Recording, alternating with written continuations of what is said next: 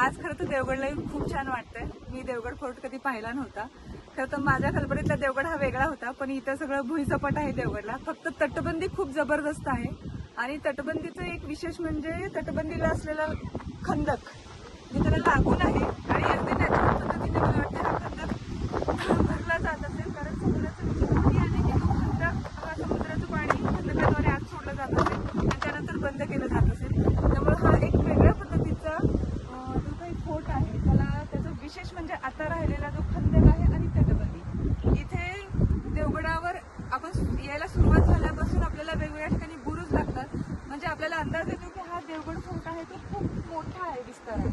पण सध्या त्याचा जे काही अतिक्रमण झालेलं आहे, खरं आतमध्ये खूप आहे आणि शेती सुद्धा आत केली जात आहे. त्यामुळं आता देवगड फोर्ट तुम्हाला बघायचं असेल तर नक्की आवर्जून लवकरात लवकर भेट द्या आणि ह्या खंदक आणि तटबंदी त्याचा नॅचरल पद्धतीने कसा वापर केलेला आहे त्याबद्दल माहिती घ्या. धन्यवाद. जय शिवराय.